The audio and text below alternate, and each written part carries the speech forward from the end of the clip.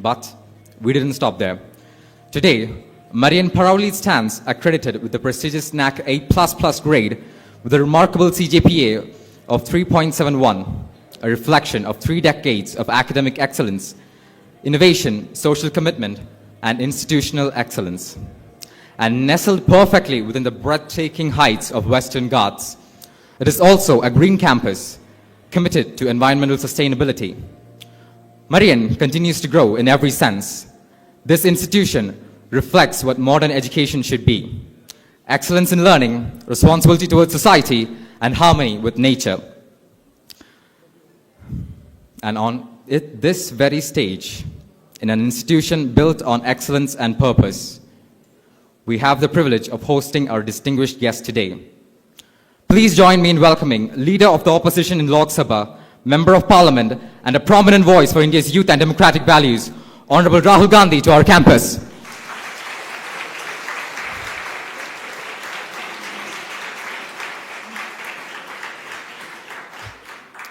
Ladies and gentlemen, a very warm good afternoon to you all. I'm David Storm, your anchor for today's program, and it is my honor to guide you all through this historical event.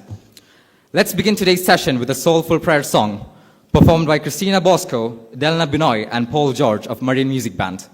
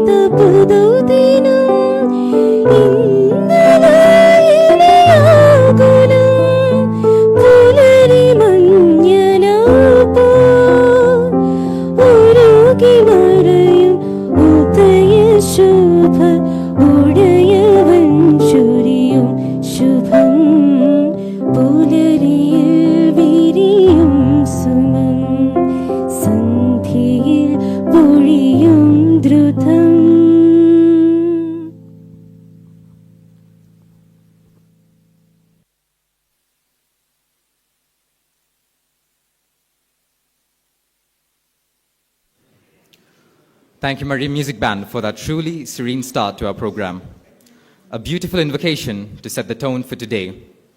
And now, we celebrate the spirit and energy of our college. For that, I invite the talented members of Marian Dance Club for the welcome dance.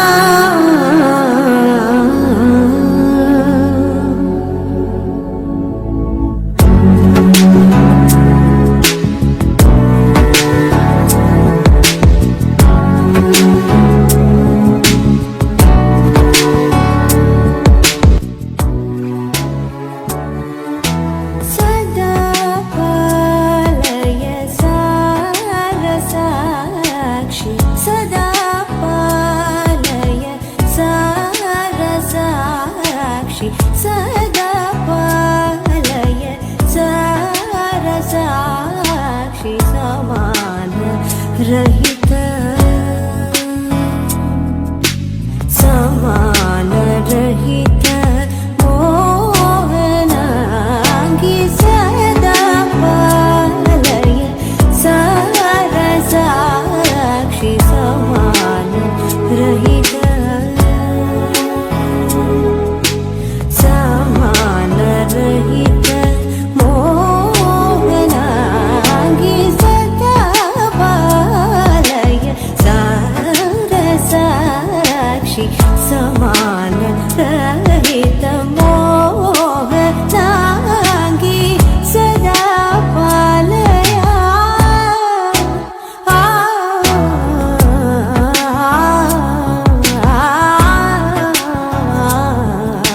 जनन जनन तनन तनन तोम जनन जनन तनन तनन तोम जनन जनन तनन तनन जनन जनन तनन तनन तोम तोम जनन जनन तनन तनन तोम तोम जनन जनन तनन तनन गीत धुनि कुतक धीम नात्र कीट तोम नाच रहे गोरी ताई तै तै तुम फिर तुम गीत धुनि कुतक धीम नात्र कीट तोम नाच रहे गोरी ताई तै तै तुम फिर तुम गीत धुनि कुतक धीम नात्र कीट तोम नाच रहे गोरी ताई तै तै तुम फिर तुम गीत धुनि कुतक धीम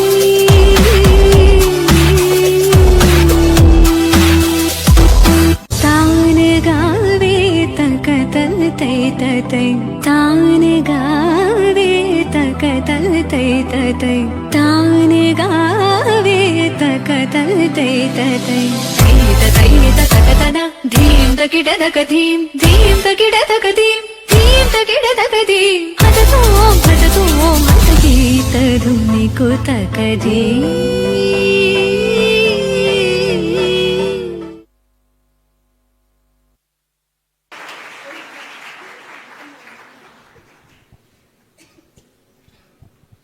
What a truly amazing performance. Well done, Marian Dance Club. And now to formally welcome our distinguished guests and to address the gathering, I invite Dr. Father Shaiju K.S., Vice Principal for College, to deliver the welcome address.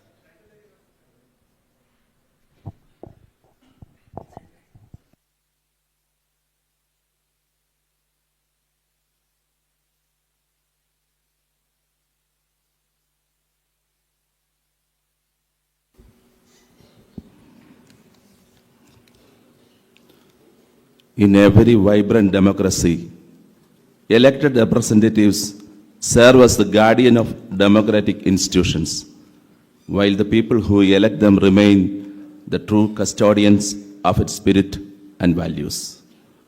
In that sense, this venue becomes historic today, as the elected representatives and the people who elect them come together for a meaningful interaction and dialogue. Honorable Rahul ji, K.C. Venugopal ji, Dean Kuriakos sir, Administrator, Reverend Fathers, faculty members, and my dear students. It is therefore a great privilege and honor for us to welcome such a distinguished leader to our campus for this special interaction with the students. On behalf of management, the principal, manager, faculty members, and the entire students community, I am happy to extend our warmest and most heartful welcome to our distinguished guest. We are deeply honored to welcome Shri Rahul Gandhi, leader of opposition of lower house of parliament, a national leader who has consistently emphasized the importance of democracy, inclusiveness, and the active participation of youth in shaping the future of our country. Sir, your willingness to engage directly with the students reflects your strong belief in the power and potential of youth mind.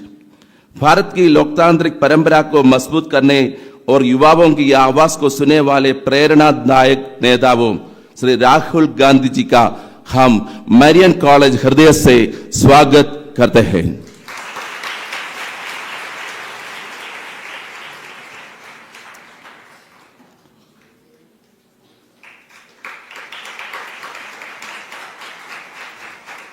We are equally honored to welcome Sri K.C. Venugopal ji, our eminent parliamentarian and a respected voice in Indian politics. Sir, your long-standing service to public and your dedication to democratic institutions are widely admired. Hearty welcome to Marian College, sir.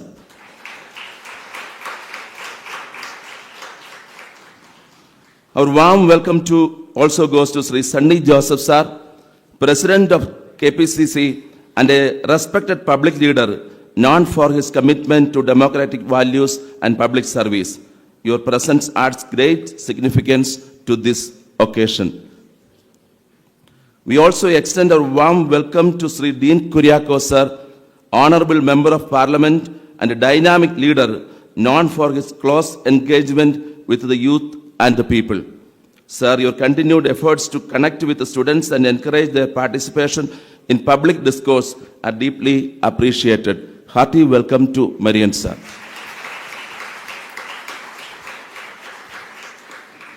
Today's program is not merely a formal gathering. It's a meaningful platform for dialogue, a space where young minds can engage with the national leaders and to ask questions, share ideas, and reflect the challenges and possibilities that lie before our country. Students present represent the energy, creativity, and hope of our society. When young people interact with the leaders who are actively shaping the nation's policies and democratic process, it becomes an enriching experience for both sides. Dear students and faculty members, today it's a valuable opportunity for us to listen, reflect, and engage. I encourage you all the most of this interaction by asking thoughtful questions and participating with enthusiasm and respect. I welcome all the faculty members, fathers, sisters, and the students community to this gathering. Once again, on behalf of the institution, I extend warm welcome to Shri Rahul Gandhi ji, Shri Idukki Venugopal ji, and Shri Dean Kuriakose, and all the dignitaries of this gathering. Your presence here will certainly inspire our young minds to think critically, act responsibly, and contribute meaningfully to the future of our nation. Thank you once again for being with us. I warmly welcome all and wish this interaction a truly enriching and memorable one. Thank you.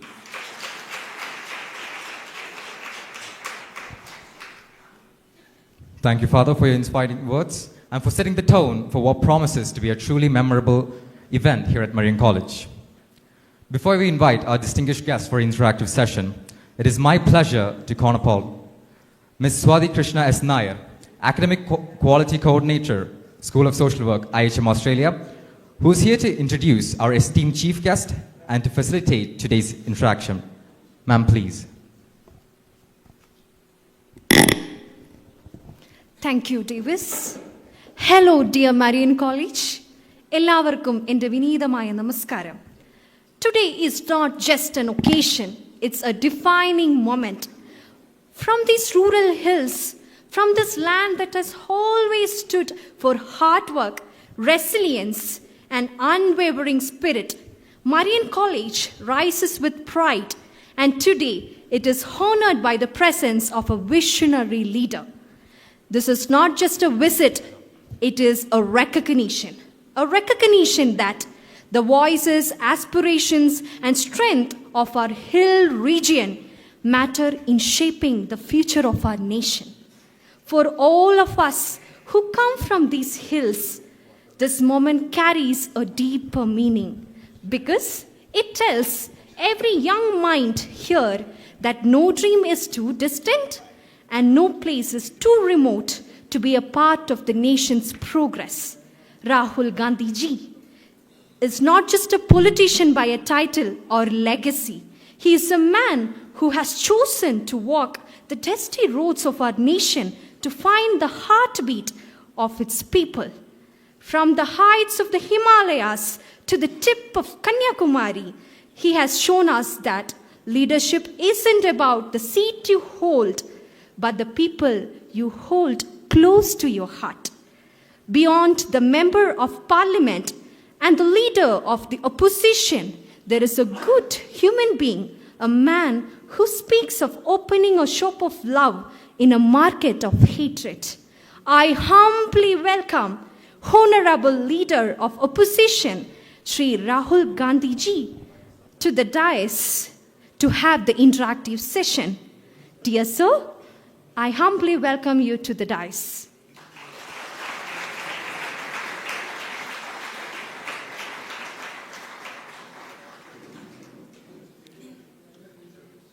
Dear friends, this is the moment to rise above the party politics, beyond the narrow division of caste and religion, and share our dreams for India, our motherland, with him. The time has come. He is here to listen. Let your voice be heard. Share your thoughts. So can we start the interactive session? Yes. So let us start with the student. He first interacted sitting near to him, Dinashri. Come on, it's your time for your question. Who's going to be sitting here? Rachel. Hello.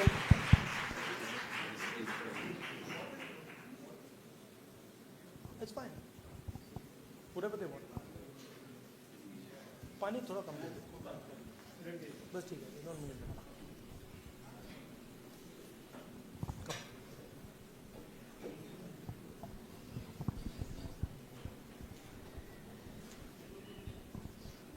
Thank you for inviting me. Welcome, sir. It's my pleasure. So, sir, my name is Dinashri. I am from first year BSW, School of Social Work. So, I am here to tell about Kalaripaita. Kalaripaita is shortened as Kalari. So, Kalari is divided as two parts. So, first is Tekkan and second one is Vadakkan.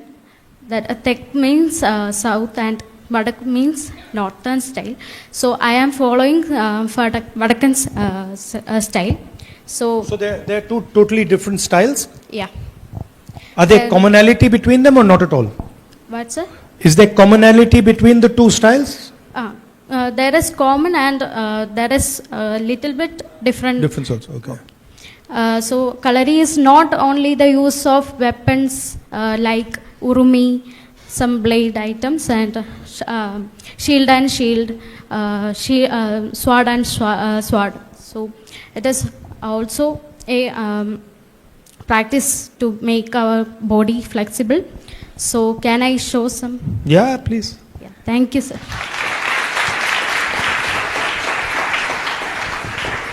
If you are interested, you also can. First, let me see what you're doing before Okay. before you trick me into. So, sir, first I am showing Guru Vandana. So in Kalari, we are starting Guru seeks Guru's blessing. So Right. okay.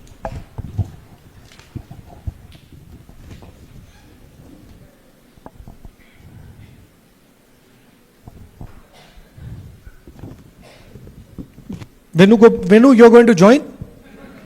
Huh? Dean, you want to join?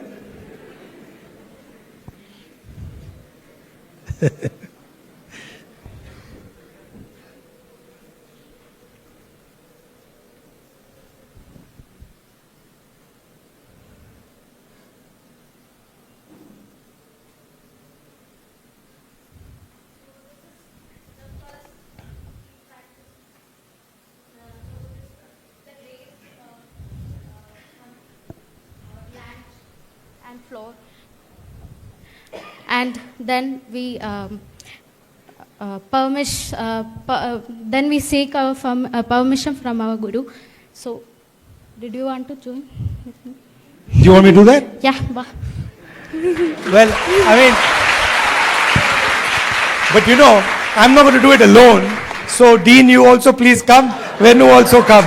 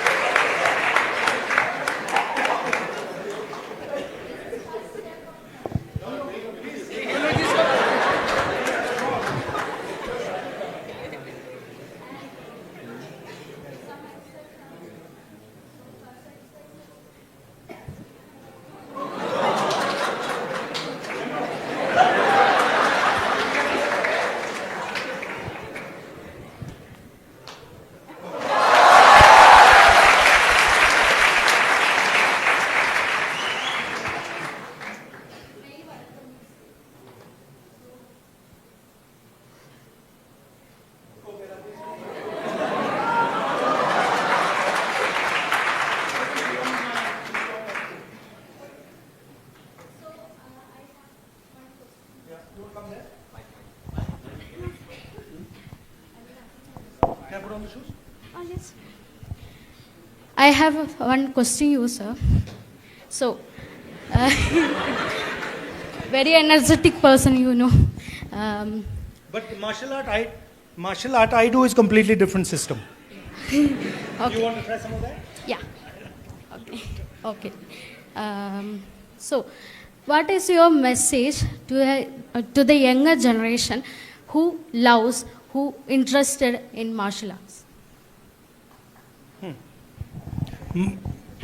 Most people who do martial arts, it's explained as self-defense. You know that you're trying to defend yourself from somebody who's attacking you or some sort of a threat. But in fact, martial arts is not that. Martial arts is about discovering yourself and about understanding how you react to different things. So I think it's a very powerful thing, and there are many different ones. By the way, it is said that the mother of all martial arts is Kalari. I don't know. I do Japanese martial art. Actually, I do 2 Japanese martial arts, and both of them would say that there's a lot that they have got from Kalari. Yeah. Yeah. Yeah, thank you. Thank you very much.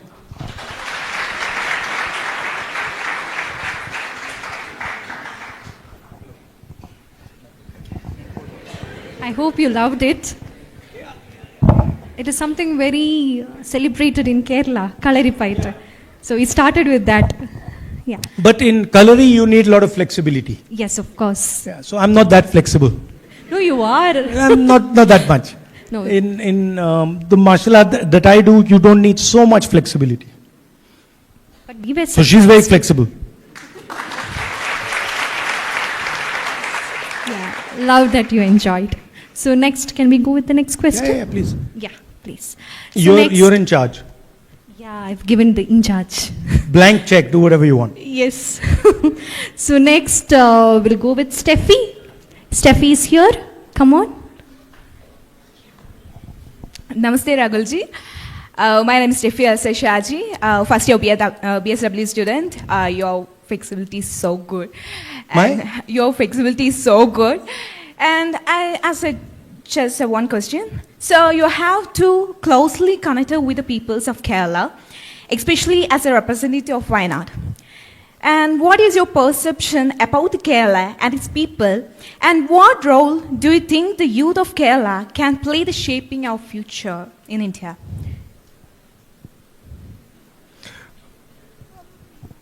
I spent 5 years being a member of parliament from Wayanad. And I used to visit Kerala a lot before that. But I had never actually gone in detail about Kerala. And I had never really tried to understand in depth what Kerala is. And I learnt a lot from the people of Kerala and also the people of Wayanad, especially the people of Wayanad. I was very surprised when I first arrived there. There was a big landslide and a lot of people had died. And I was very surprised at the reaction of the people to that landslide. In fact, I was very impressed by it. Because even people who had lost everything, they were more interested in helping other people. So it was quite amazing to see that somebody who's lost his family, lost his house, he's interested in helping somebody else.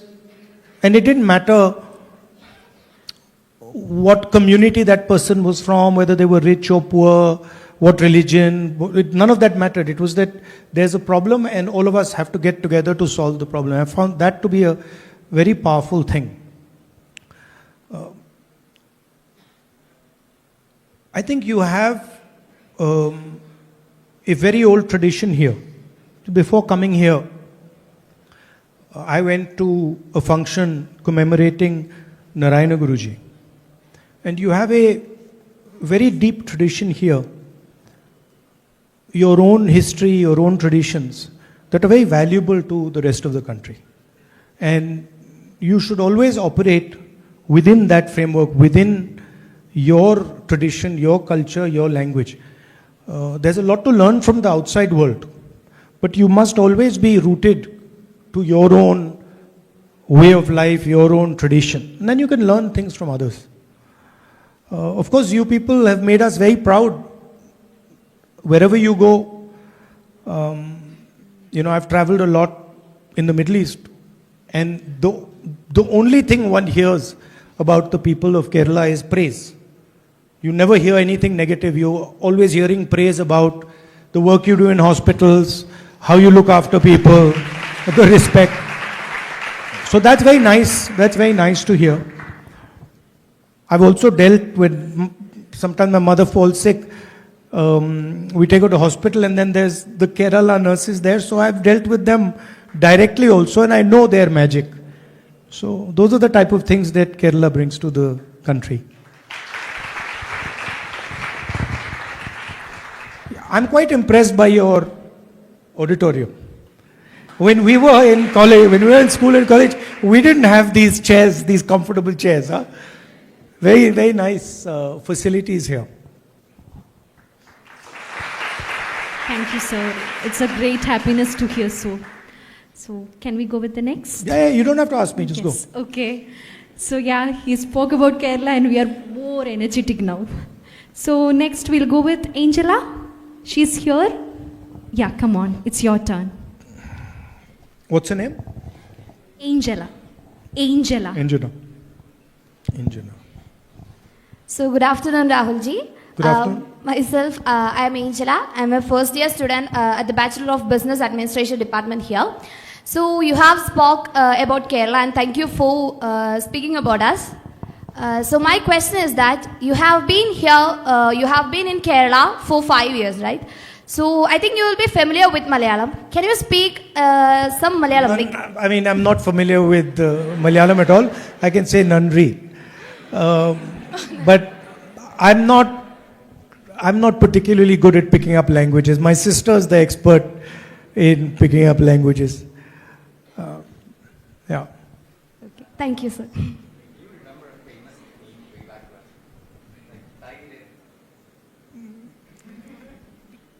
don't know if you guys remember, but a few years before, there was a very famous clip involving Rahul Gandhi, and the clip was Taire.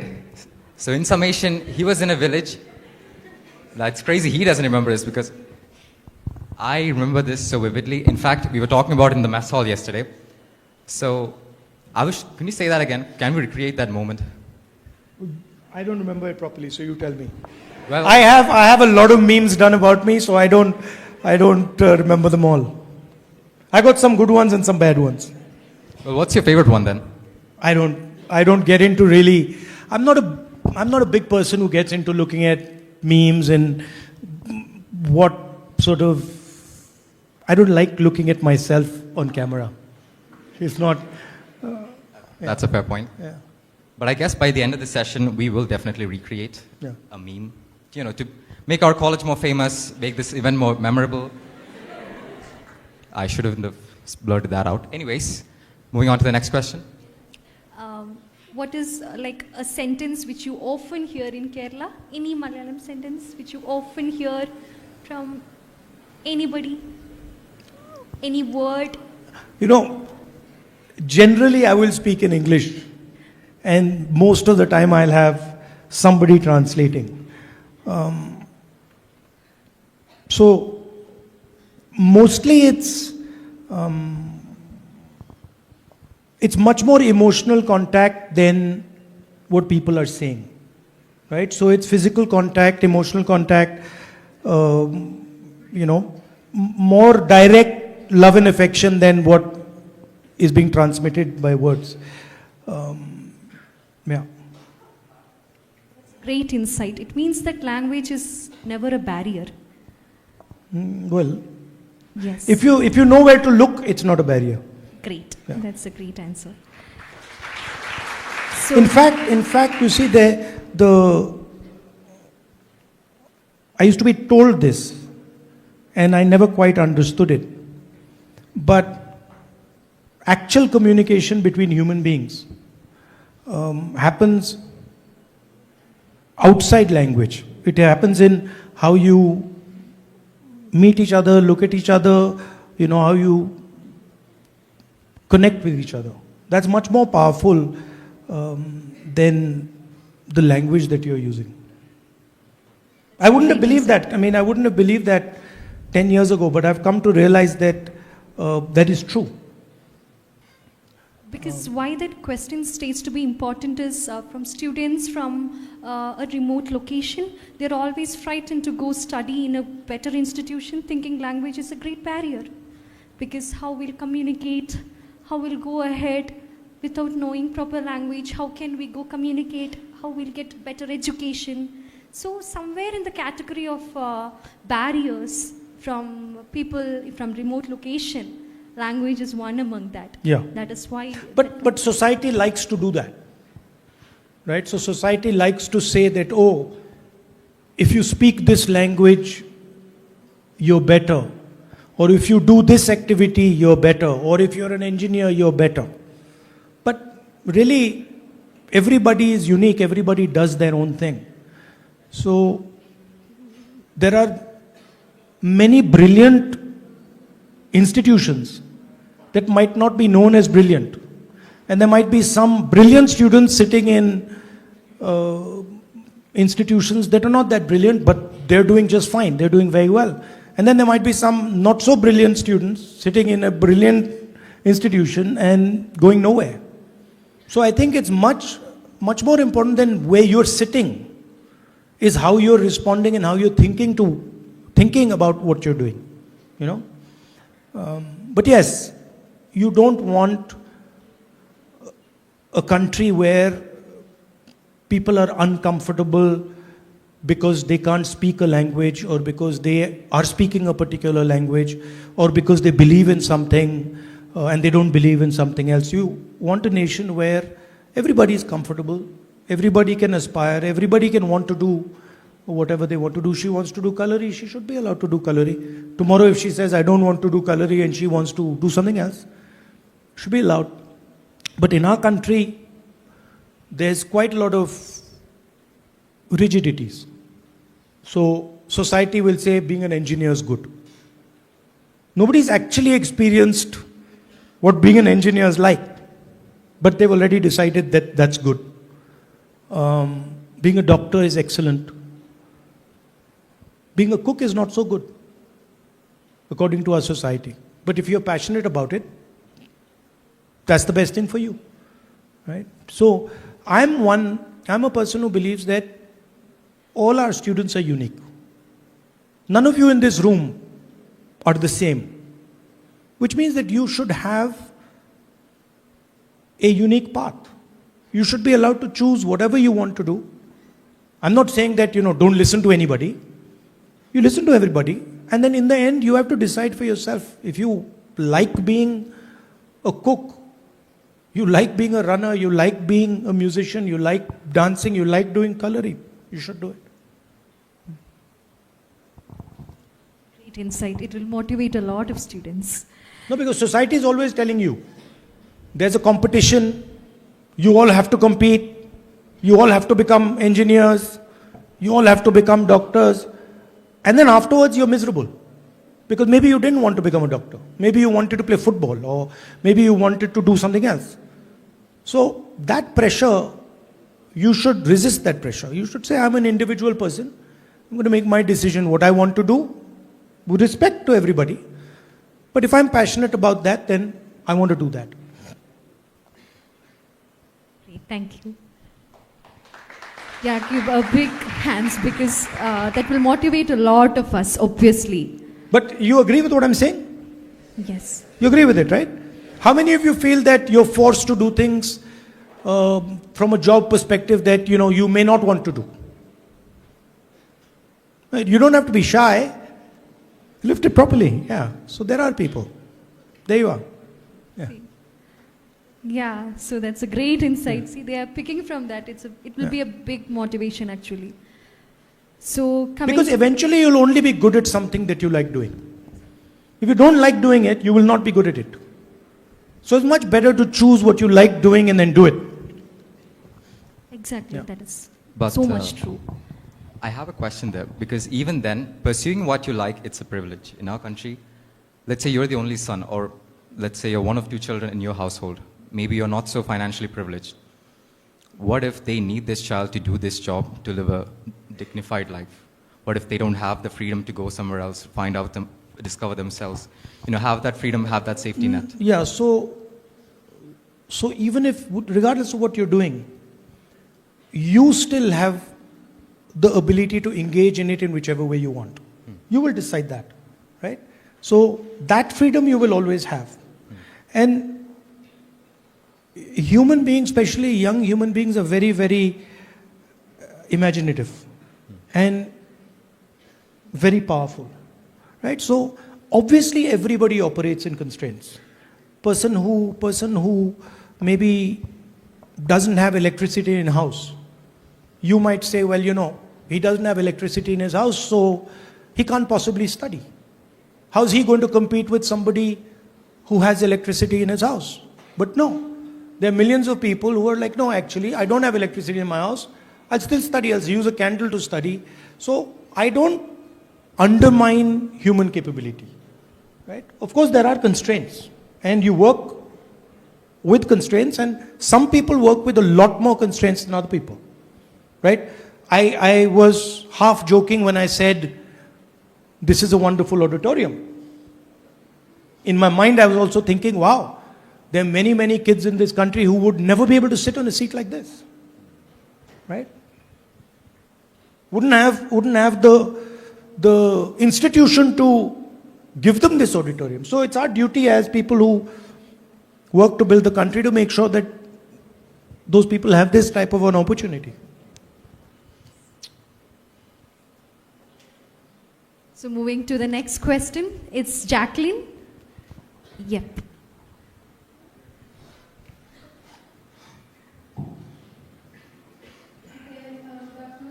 My name is Jacqueline Maria. I am a PS English student. I am very honored to talk with you.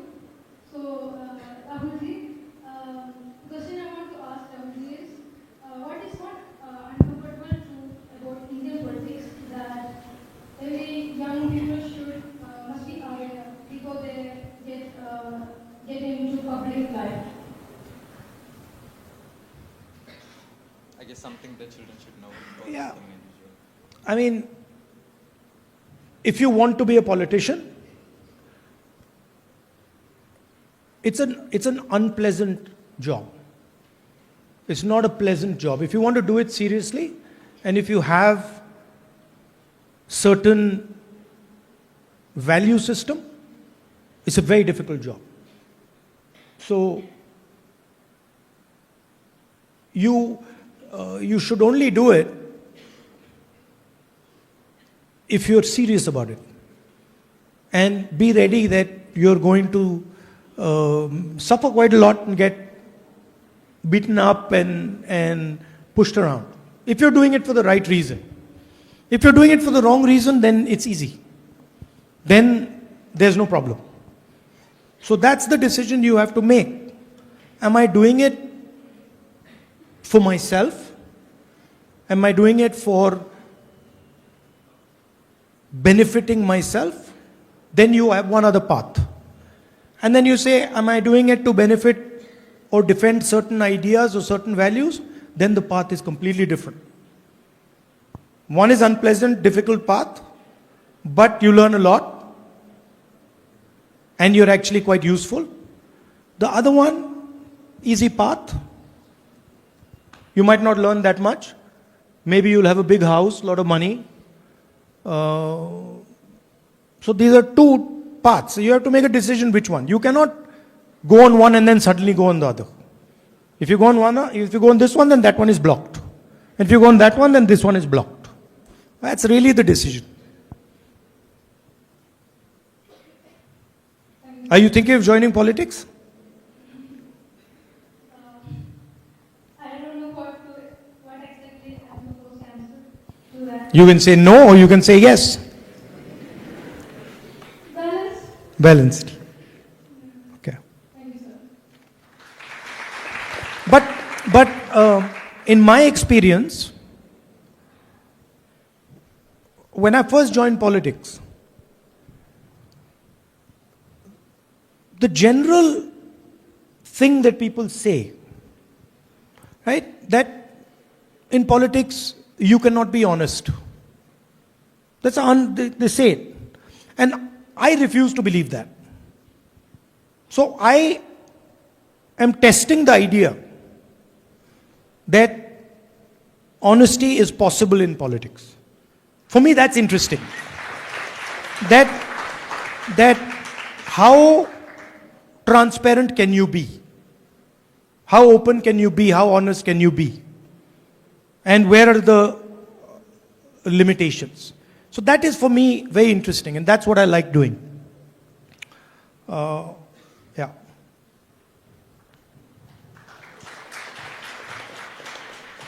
Because there are many young minds who really want to continue politics with their job, their further education and everything. So first we will look on to, okay, why do I want to become a politician? So first question for a youngster would be that. The answer would be the social service. But one point will put them down from going into the politics. And that is one thing. See, first you have to make the distinction between actively being a politician and being in politics. They're two different things. Right? So for example, the young lady who came and she did the Kalari demonstration. This was a political act. A very political act. Correct? She's not a politician. But she made a particular statement here and she said, listen, our tradition and our culture is the most important thing to us. That's what you said. Otherwise she would have, sold lemonade or something. Right? So she came and she said, this is my tradition, this is my culture, and this is what I'm going to do. The first thing that we are going to do in this function, that's a political act. So you don't have to be a politician to do political acts. Somebody is beating up a woman on the side of the road. You don't know her. You look away and you walk off. That's not a political act. You stop and you say, hey, what are you doing? That's a political act. Right? So, you don't even have to be a politician to do political action. There are many examples of it. There's a young fellow who came and met me recently who saved an older Muslim gentleman. Right? These people were attacking the Muslim gentleman in Uttarakhand and he saved them. He's not a politician. But that's a fantastic political act, that I will not allow you to do this in my country. Right? So you have to start thinking not just that I'm a politician. You have to start thinking, okay, am I acting politically? This is a completely different thing. And everybody can act politically. In fact, you act politically all the time in your life. You see somebody getting bullied for no reason, or you see a poor person being treated badly, you can just look the other way and walk off and say, not my business, not a political act. Or you can say, wait a minute, why did you do that? That's a political act.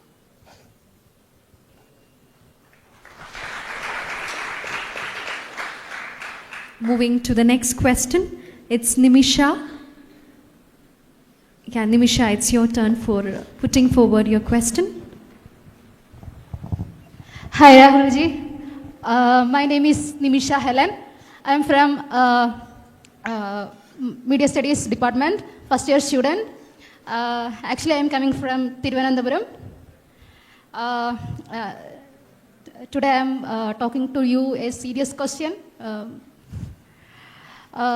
Recently, there is a growing concern that cinema and popular culture are sometimes used to construct a negative narratives about certain states.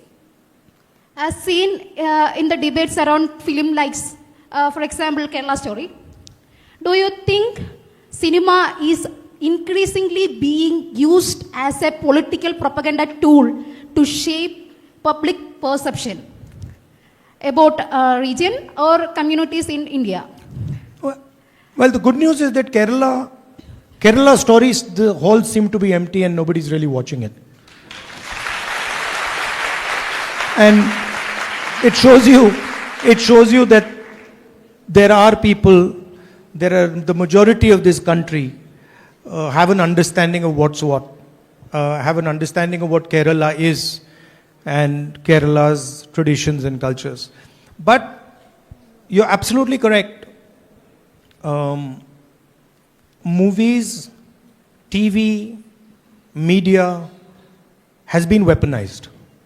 And it is being used precisely for that purpose, to vilify people, to alienate people, to create division in society, so that certain people can benefit and other people are harmed. And I think India has actually become very much like that. You know, if a person wants to make a particular type of movie, wants to say something in the media, wants to defend certain ideas in the media, I face this all the time. He will be attacked and he will not be allowed to speak. Whereas certain other ideas, you can, spread them, propagate them as much as you want, nothing will happen to you. So yes, this is extremely damaging for the country, and it is happening. It's happening a lot, and large amounts of money are being used to do this in India. Okay, thank you. Thank you, Rahulji. One question is, it's curious about you. What kind of books, movies, or hobbies do you enjoy the most?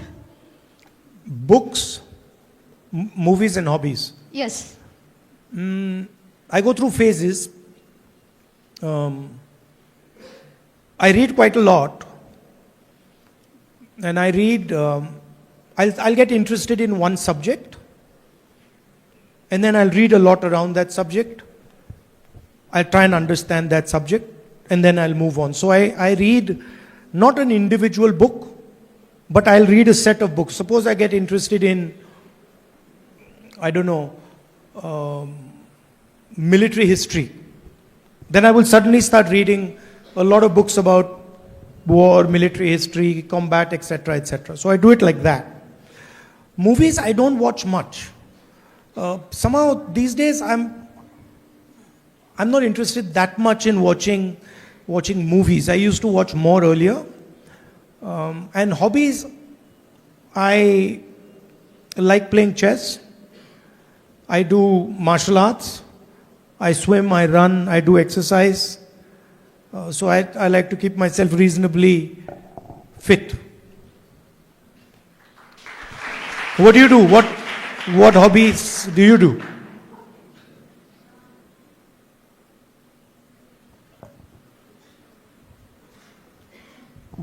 I like crafting, photography, reading. Okay. I do a little bit of photography.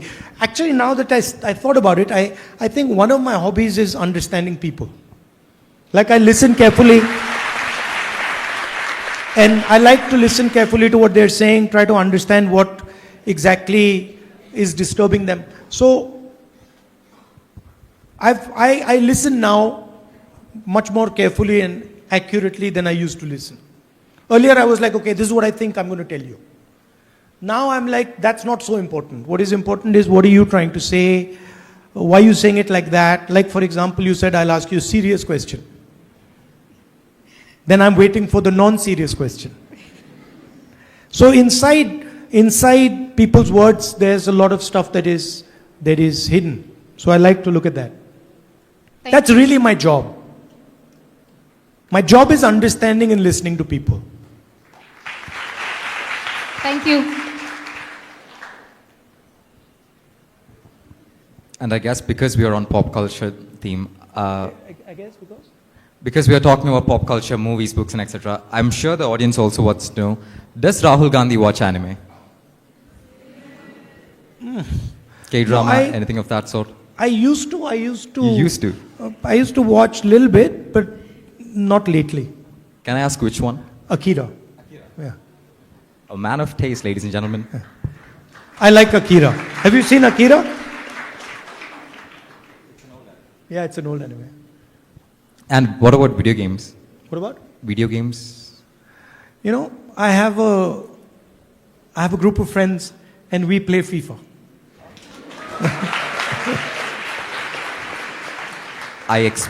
I guess no one saw that coming. Yeah, we play FIFA. We have a very competitive FIFA game.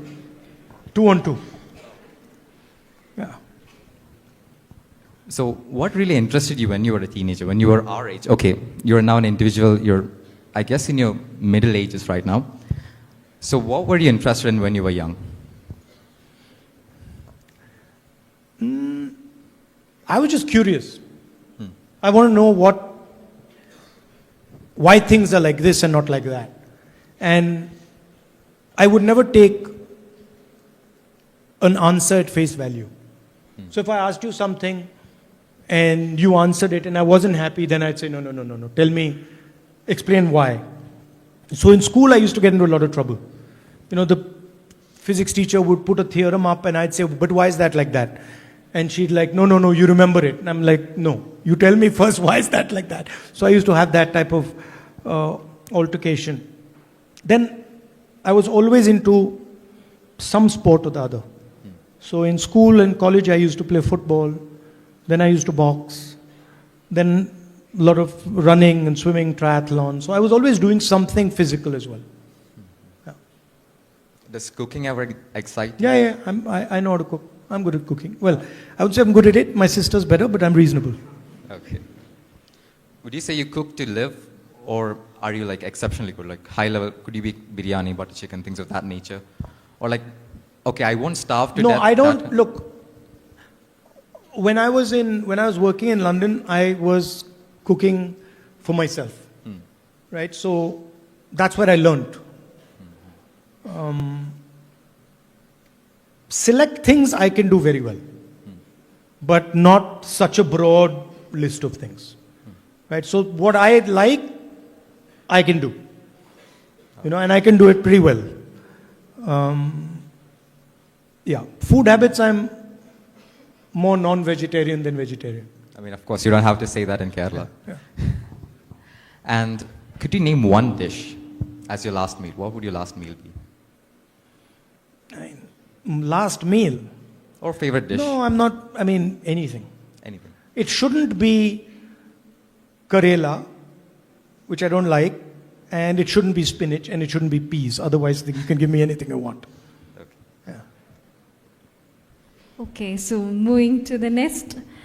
it is Gana Shyam. Yeah, it's your turn for putting forward your question.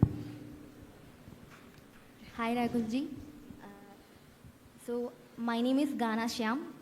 I'm from first year MCom student. So I'm really happy to see you and speak with you. So I would like to ask, so we all know India is progressing rapidly in areas like AI, then digital innovation and space technology. But still, our education syllabus often remains outdated.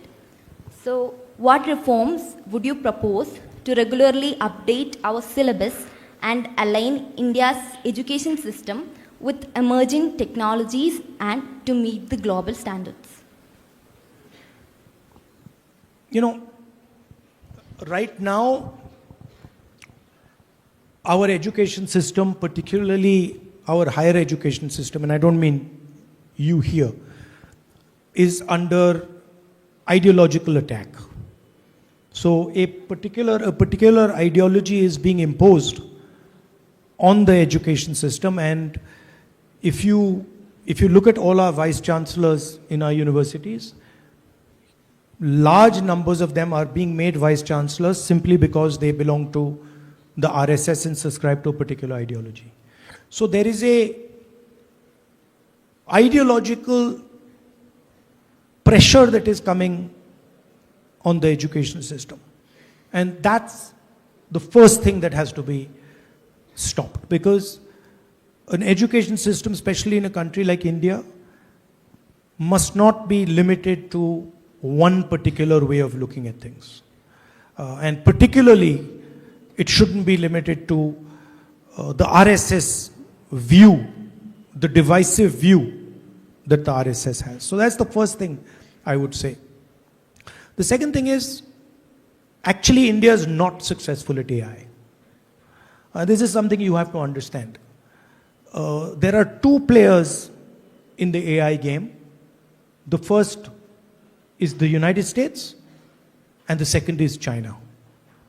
India, unfortunately, whether it is in robotics or in AI or in modern technology, is not really a major player.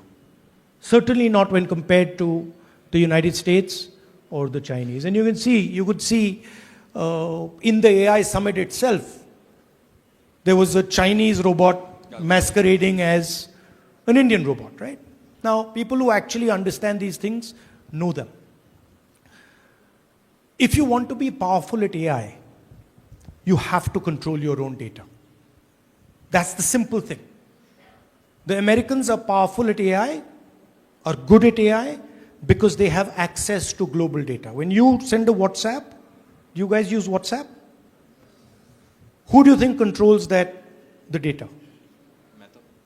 India doesn't control the data. The United States controls the data, right?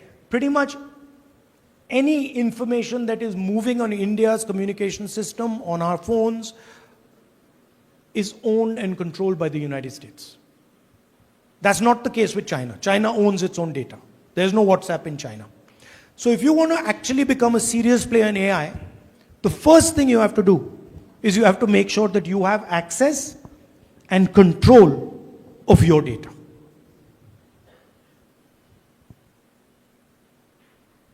This US deal that has just been done by the Prime Minister has handed over our entire data to the United States. The United States can now keep Indian data wherever they like. American companies will not be taxed on the data front, right? So we have actually damaged our potential for AI tremendously in the last couple of weeks. If you're talking about modern technology, what we are seeing right now is a complete transformation of the way we move. Are there engineers in the room here? Okay. So what is happening is we are moving from the petrol engine and petrol to the electric motor and the battery. And whoever controls the electric motor and the battery is going to basically control technology in the future. And once again, we're not a serious player in that game. Right? And the reason is that our big businesses, the Ambanis and the Adanis of this world, actually do not produce anything. They are in the business of selling Chinese product in India. They are in the business of selling Chinese phones, Chinese microphones, Chinese computers in India. And if we are serious about technology and we are serious about AI, then the first thing we have to do is control our data. And the second thing we have to do is start making things. Making computers, making electronic items, making televisions, making fridges, making these things. Because technological advancement is going to come either from data or from manufacturing. And you will see, you won't like what I'm going to say, but you're going to see that jobs in the services industry, jobs in the software industry, which were the mainstay of our country, which served us really well, are going to be wiped out by AI. Right? So, what I'm worried about is that there is a transition taking place. There is a transition taking place on the data front, and there is a transition taking place on the manufacturing front, on the mobility front, and we are just looking. America is dominating one side of it, the data in the West. China is dominating the other side of it, and China is the only one who's making anything in the world today. This microphone probably made in China, your shoes probably made in China, your watch probably made in China. So your responsibility, we talked about politics versus politicians. Your responsibility is to ask a couple of simple questions. Number one, why are we not controlling our data? Why is our data not, it is the wealth of our people. Why is it not in our hands? Why is it being given away for free? Second, why are we not producing anything? Because if we don't produce anything, the vast majority of Indian children, youngsters cannot get jobs. Because jobs are going to come out of manufacturing. So these are the political questions that you should be asking. Why is it that we are allowing China to become the producer of the world? The factory of the world. Why are we not doing it? Number one. Number two, why is all our data, which is our wealth, wealth of the people of Kerala, wealth of the people of India, being handed out just for free to Meta, Facebook, WhatsApp, Google, and all these people? These are the two fundamental questions, political questions that you have to ask. And this is, if you answer this question, you can solve the riddle of why millions of young Keralites are being forced to leave this state and go and work in other parts of the world. If you don't solve these two, if we do not solve these two problems, then we're going to be stuck with nothing being made here, no jobs being created here, and our youngsters being forced to go outside this country. Thank you. Moving to the next question, it's Bobby Lal. Bobby, it's your turn. Yeah.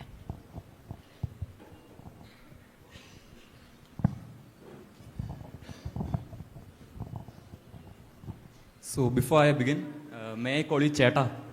Yeah. Well, first tell me what it means. Bhaiya, okay. Yeah. You can call me anything you want. Yes, we call Cheta to someone who is elder than us. Okay. And, my Cheta? name is, yes, Cheta. And what do you say to somebody who's younger? Anya. Anya. Yes. Okay. Anya. And good afternoon, Cheta. My name is Bobilal. I am a first year BCom student. And it's one of my greatest privileges to ask you a question. And thank you for spending your most of the time with us. And moving towards the question, we are all aware of the war going on between Israel and Iran. Do you think this war could affect India adversely? Yeah, hugely. How do you think it will? First of all, on the surface, it looks like a war between America, Israel, and Iran. It's actually a conflict between America, China, and Russia. That's the real players are America, China, and Russia. And the conflict is taking place in Iran, in Ukraine, and in other places. But the real conflict, the big conflict, is that we have a superpower called the United States, and we have a challenger called China. And the United States is trying to make sure it remains the superpower, and China is slowly advancing closer and closer to the United States. So that's the broader picture. The Middle East is the center of energy production in the world. So pretty much all energy that is being utilized, or a huge chunk of it, is coming from the Middle East. Right? The cars that you're driving, the buses, the cars, most of it is coming from there. And that is now being constricted. The Strait of Hormuz is blocked. The Americans are attacking Iran. Iranians are attacking the American assets. But the story for the rest of the world is, you guys are fighting, but we are also going to pay the price. And how is India going to pay the price? Directly, because of our energy reliance on the Middle East. Huge part of our oil comes from the Middle East. That is going to get very expensive. That is going to get disrupted. Prices in India are going to rise. Fuel in India is going to become more expensive. Economic growth in India is going to slow down. And so we have to be very careful about what we do. And by the way, this is not only about the Iran-Israel-America conflict. This is the world we are now moving into. You will see that more and more conflicts of this nature are going to come. There is already one in Ukraine. Millions of people have been killed. Now there's one in Iran. But these conflicts, at least for this period, for this transition period, they're going to increase. And you're going to see more and more of them. So India has to understand that we are now entering a violent time, dangerous time. So we have to be very clear on what our policy positions are, on why we do what we are doing, and how we are maneuvering through this dangerous period. Because if we don't, and we get caught in the fight, then we are in serious trouble. China's on our border, and America's our ally. And they're getting ready to fight. So we have to be very careful where we are standing, and that we don't suddenly get sucked into their fight. If you were the one making decisions, what would be the changes that you will make to safeguard us Indians?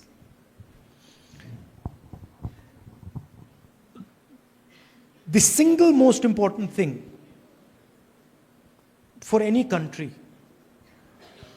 is to know what its strength is. And because it's your strength that protects you. Right? So India's strengths are very clear. India's strength is harmony in diversity. That means India's strength is that we bring people together, we create harmony, even though people are very different. Kerala is an excellent example of that. You are extremely diverse, but you are calm, collected, harmonious. So our biggest strength is keeping all our people together, united, comfortable, and protected. In the 21st century, something fantastic has happened, which never happened before. Which is that any information, regardless of what it is, suddenly has value. You send a WhatsApp from here to there, it has value. Automatically. Right? Your medical history has value.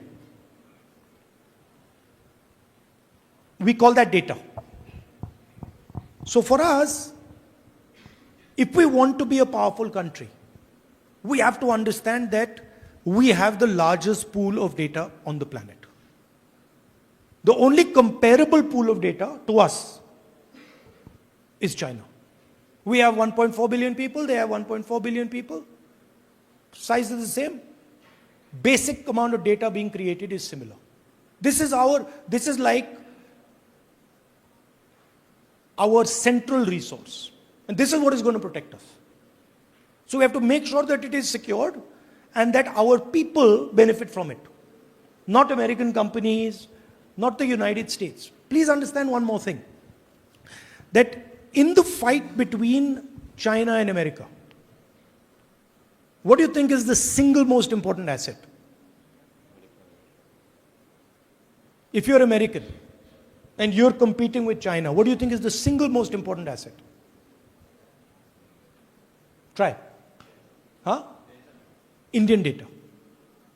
Because the United States understands very clearly that without Indian data, the United States cannot remain a superpower. It is only the United States combined with Indian data that can compete with China. Without Indian data, America can never compete with China. This is something they realize, but we don't realize. Our political class doesn't realize. Our students don't realize. In fact, before I told you, I don't think you would think about it. That actually Indian data is like, oil in the 20th century. Countries that had oil in the 20th century, America, Russia, Saudi Arabia, they used that oil to develop. The same way, data is like oil. And we have the biggest pool, but we're just gifting it. We're just giving it away for free. So these to me are the two central things that we got to make sure. That we have data, that our people are harmonious, protected, comfortable, not fighting among each other. And then the third thing is, can we get into competing with China on production? Can we start to make these things, shoes, watches, this, in India, and can we make it competitively with China? If we do these three things, nobody's going to touch us. Nobody can touch us, nobody will be able to touch us. But if we give away our data, if we don't produce anything, and our people are fighting with each other, then we're in trouble. And my problem is that that's the path we're on. The path we're on is, our people are being made to fight. One religion is being made to fight another religion. One language is being made to fight another language. One caste is being made to fight another caste. We're not producing anything, and we're just handing over our biggest asset to the United States. So that's actually what my political fight is about.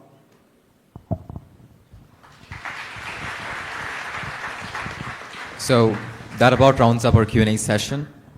And thank you, sir. Thank you for sharing your time with us. And hopefully, when you move on to our main auditorium, hopefully we'll be able to recreate that meme. Okay. If we can. Okay. So are we done? We have a vote of thanks and, of course, national anthem. So can I just say 2 words? Yes, please. Well, look, thank you. Thank you very much for inviting me here. It's an honor for me to come here. I really like chatting to you, talking to you. You're the future of this country. You don't quite understand it right now, but you're the people who are going to run this country. we are essentially going to hand this country over to your generation. That's your responsibility. So of course you must do what is good for yourselves personally, but you also must keep in mind that there's something beyond me also. There's other people who live in this country. There's other ideas in this country. There are other traditions in this country.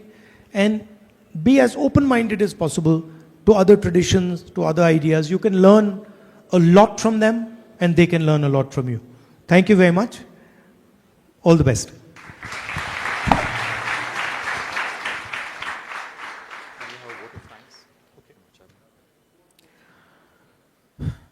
To formally conclude today's event, may I invite Ms. Ashita Chako, Chairperson MCSE, to deliver the vote of thanks.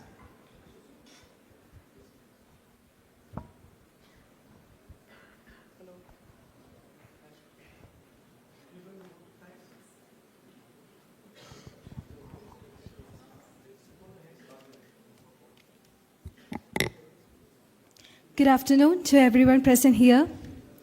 It's my privilege to stand before you and propose the vote of thanks on this special occasion as we conclude a meaningful and engaging interactive session with one of the prominent leaders of our nation.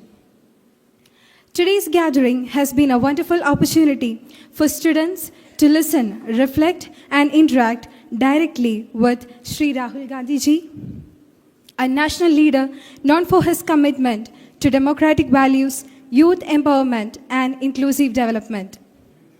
The openness with which you engaged with the questions and thoughts of the students has made the session truly valuable for all of us. For many people across the country, your commitment to public life and your vision for the nation represent hope and aspiration. For today's youth, the dream of seeing you as the future Prime Minister of India reflects their belief in leadership that listens, understands, guides the nation forward. Thank you, sir, for being with us here today. I would also like to extend our heartfelt thanks to our respected Member of Parliament, Shri Dean Kuriakos, for being present here with us today and for his continued encouragement and support to the youth. My heartfelt appreciation also goes to Shri K.C. Venugopal, Honorable Member of Parliament and AICC General Secretary, whose gracious presence has further honored this gathering. My sincere gratitude goes to our manager, Reverend Father Bobby Alex Manaplakil, Administrator Father Thomas Abraham, our Vice Principal Father Dr. Shaijo K.S. for their guidance, support and leadership in organizing this wonderful program. I would also like to mention two additional guests. That's Binu Shankar from our alumni batch and his wife, Shari Binu Shankar, who has coordinated the behind scenes of our program. Only because of them, this program happened here very successfully. And to thank all the dignitaries, faculty members, staff, security personnel, media, and everyone who worked behind the scenes to make this program smooth and successful.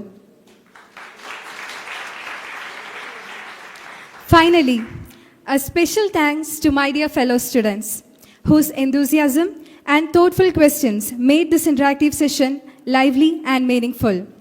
Once again, we express our deep gratitude to Shri Rahul Gandhi ji for taking the time to connect with us and for sharing this valuable moment with our institution. With sincere gratitude, I conclude the word of thanks. Thank you. Thank you, Ms. Ashita, for your warm words of gratitude. And up next, we are supposed to do a memento distribution ceremony. But before that, Rahul ji has agreed to recreate that famous meme. And okay, so this is the clip. Oh, and by the way, Thair, it's also the curd. The word Thair is also curd in Malayalam and curd in Tamil. So it's not natively specific, exclusive to us, but at the same sense, it's funny. So this is the original clip. Okay, so what do you want me to say? You want me to say tiring? Vengayam.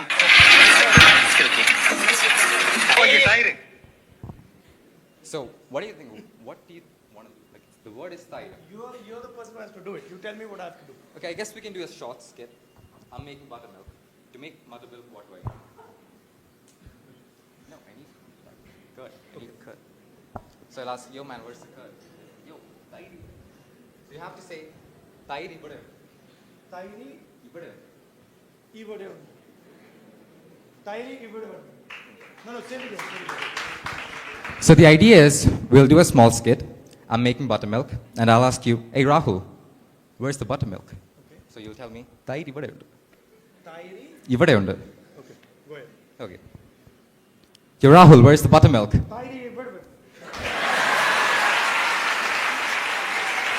Was that accurate? That was that. Thank you. It was so interesting. And one small thing. We have the college administrator, Thomas Abraham.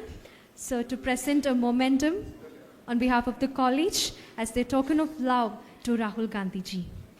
Please, Father.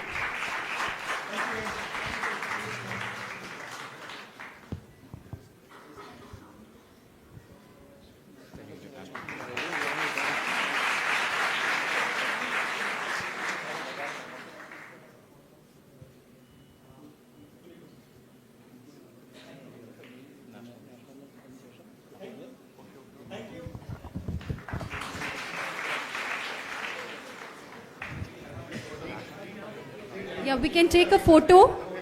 We can take a photo with Rahul Gandhi ji.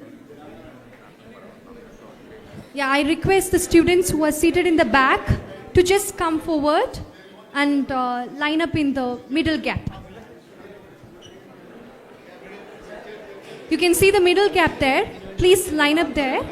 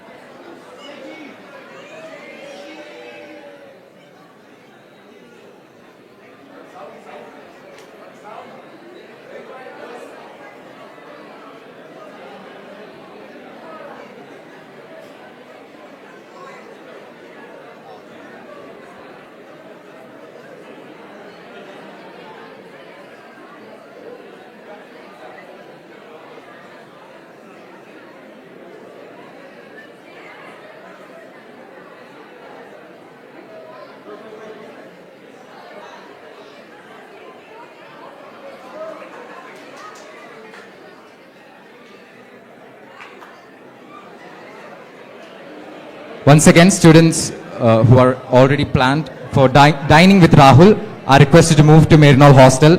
Once again, I repeat, students who are supposed to attend